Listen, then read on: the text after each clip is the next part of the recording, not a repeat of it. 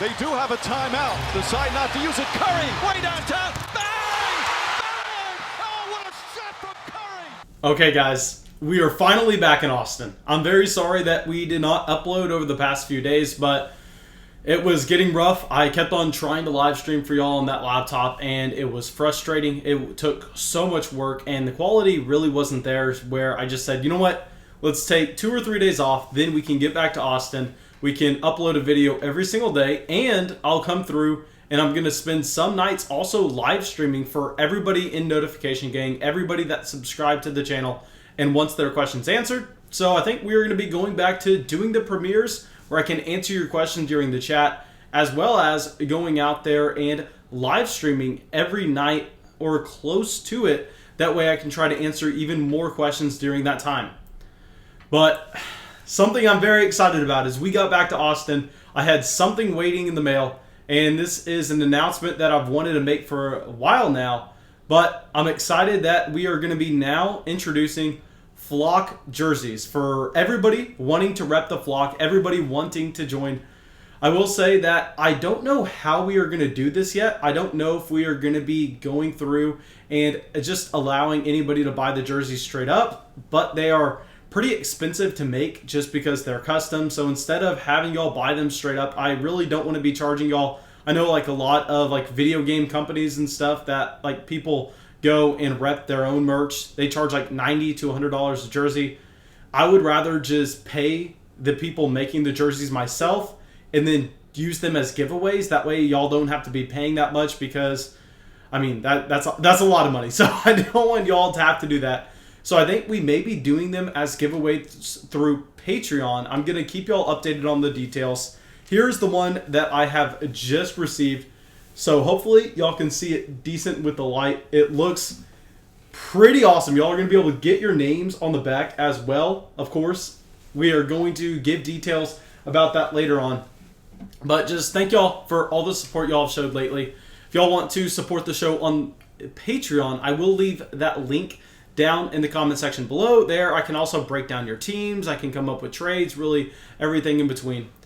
But anyway, let's get into this video. Let's just jump right into it. Some things that have happened since we've been gone. LeBron James, a massive injury. And I'll say, quick side note with LeBron. Y'all know that I'm a massive LeBron fan. I know that pretty much everybody is, so that's not a hot take at all. But with LeBron, he was really pushing for MVP this year. If you just looked at the fact that he was playing every single game, you looked at the fact that last year he was talking about availability being the best thing in the MVP race, kind of just making his case to be the league's MVP. Now, a high ankle sprain. He's never dealt with this high ankle sprain before. He's had a ton of ankle sprains, but this is a completely different injury. This is one that is way more serious.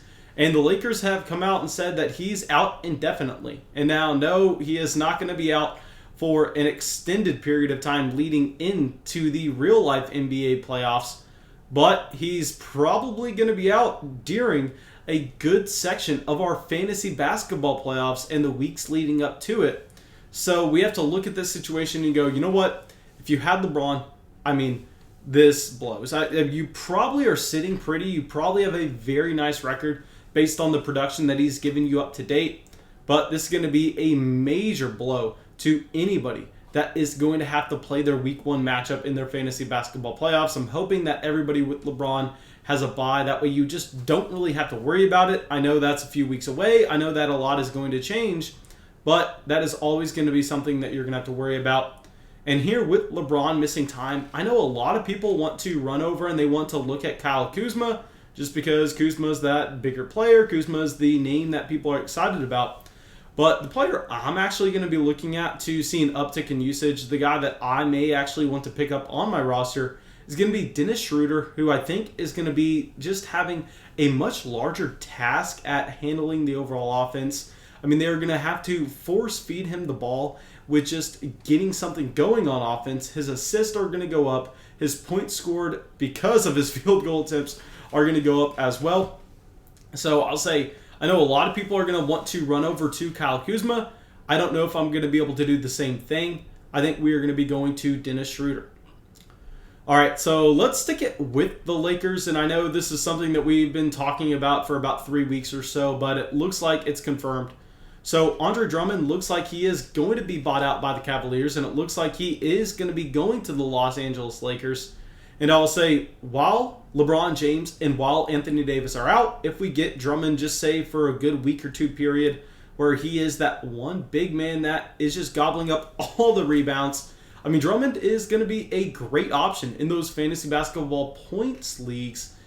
Category formats, it's going to be a little bit different because we know Drummond is going to be a very poor free throw shooter. We know he's also going to be a very poor player from his assist marks as well as anything from beyond the arc. We know he's not going to be giving you any three-point production. So Andre Drummond here, I definitely prefer him in those points formats if he can get up and just say average 12, 13 rebounds a game. If he's playing where we do not have Anthony Davis, possibly we don't have LeBron James at the same time, Andre Drummond may be a great thing that the Lakers need. And obviously it's going to take him a little bit of time to get going. He's not going to go into Los Angeles and day one have that same type of stat line that he had in Cleveland. But if he can be anything close to it, that's something that is going to matter a lot.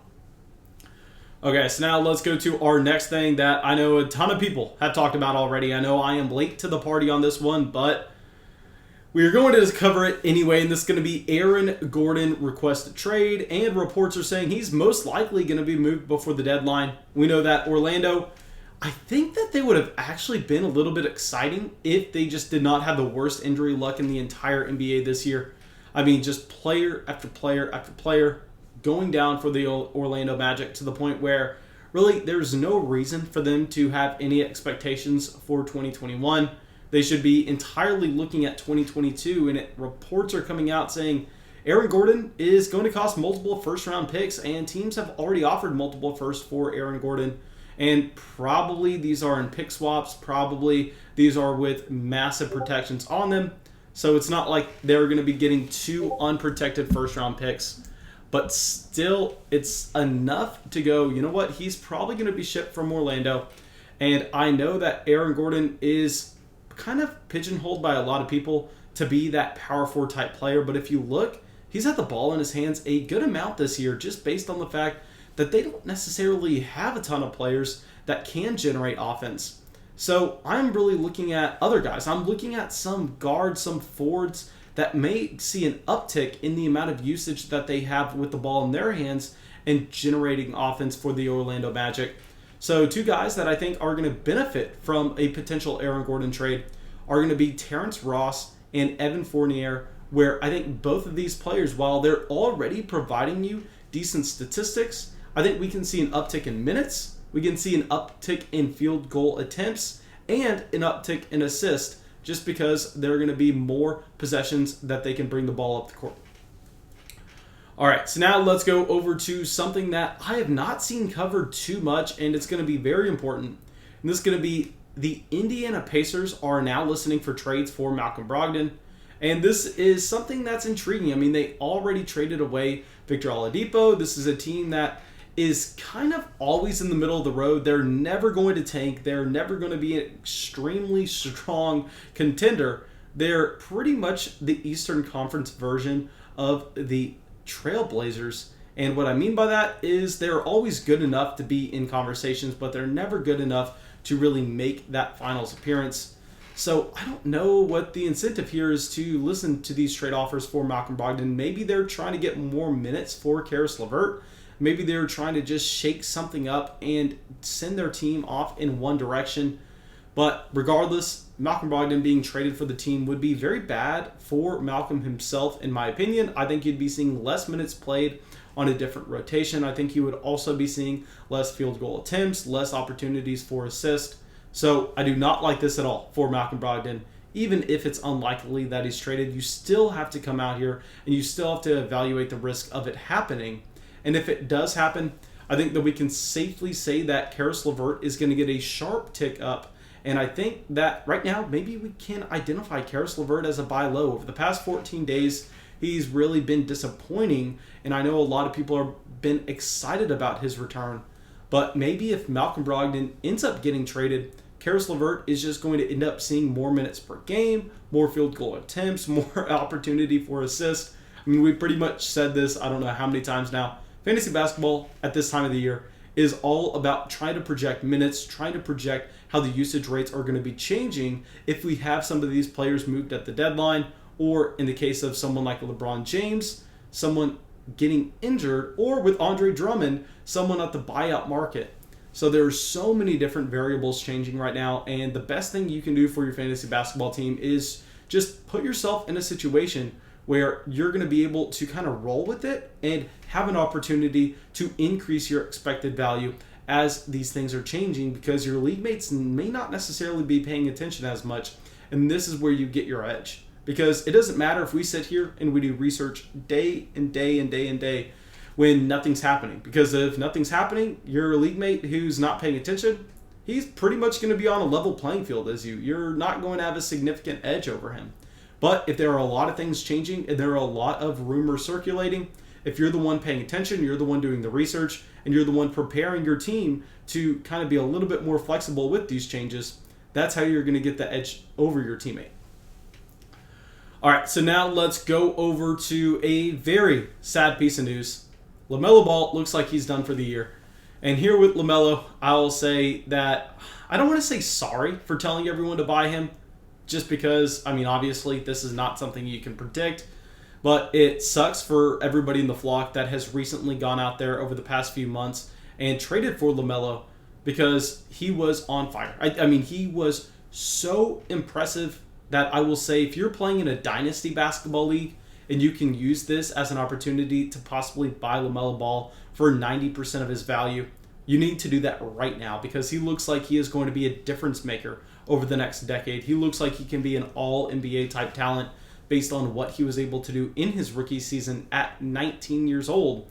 But if we're focusing in on this season and what this means for the Charlotte team that really was getting a lot more exciting with LaMelo bringing that spark, I think that what we are going to see is for certain players like Gordon Hayward, PJ Washington, that have been decent as of late, I don't see how this really helps them that much, because you're not going to be seeing either player seeing a sharp uptick in the amount of times he's bringing the ball up the court. You may see an uptick in his field goal attempts, but I'm going to be expecting a decrease in overall field goal efficiency, just because we know that LaMelo generated space. We know that he was able to find the open man, to the point where I think maybe the shot quality dips down just slightly for these off-ball players like a Gordon Hayward and a PJ Washington, even though their field goal attempts will go up. So overall, I think it's going to be kind of a wash for them. The one player I think will benefit is going to be Terry Rozier, who I think is going to be asked to just generate even more offense. We know up until this point,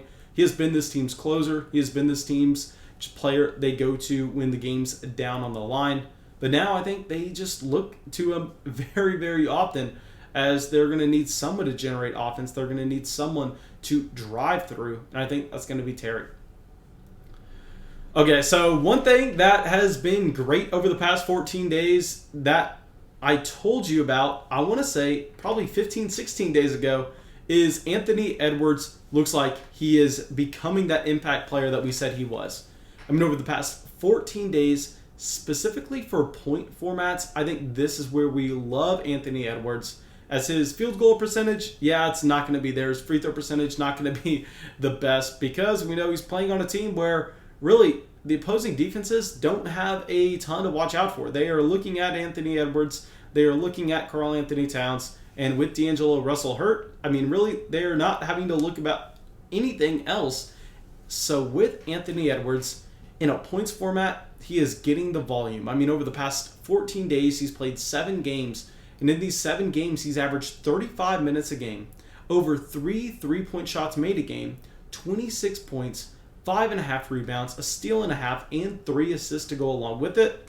So just like we were talking about a few weeks ago when we were saying Anthony Edwards is someone that you want to be looking at as someone that can naturally progress, and this new coaching staff really wants to prioritize getting him the experience, getting him minutes, playing him every single game. Anthony Edwards looks like he is here to stay. He looks like he is here to make an impact.